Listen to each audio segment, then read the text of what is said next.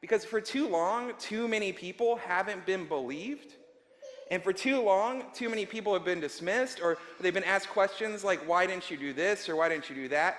And I wanted to say this morning that, even though this may make us feel uncomfortable to talk about this, right? Because I think that a lot of people out there have good hearts. They just don't want to talk about this because it makes us feel awkward and uncomfortable. And I get it.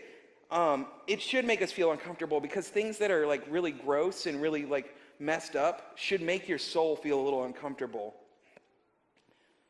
But our discomfort is nothing compared to the suffering that almost every woman in my life has been through, compared to the suffering that so many people around this country, this nation, have been through.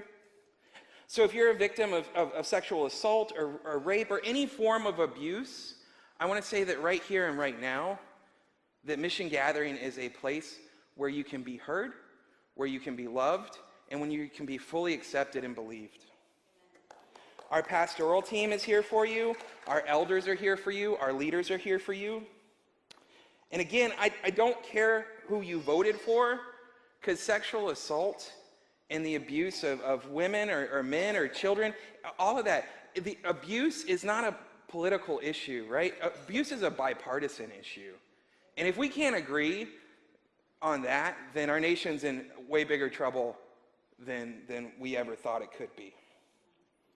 So, because it's a gospel issue and a justice issue, I want to say heaven help the pastor this morning or the politician that stands in the way of any victim seeking justice.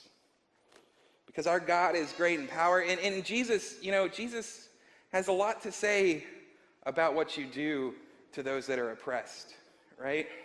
And if you're a leader in this nation, if you're a leader in your community, and you stand in the way of someone who's being victimized or oppressed, it would be better that you tied a millstone around your neck and threw yourself into the sea, right? Because the amount of pain that you're causing your own soul and other souls is pretty extreme. Our God has always heard the cries of the oppressed. Our God has always heard people crying out saying, Pharaoh is doing these things to us. And that's whether Pharaoh was in Egypt or Washington, D.C. or wherever, right? So this morning, as we welcome in the light of Christ, this morning as we welcome in the presence of the Holy Spirit, we welcome in a power that has the power to heal, to rebuild, to resurrect. We welcome in the presence of the living God who will have justice.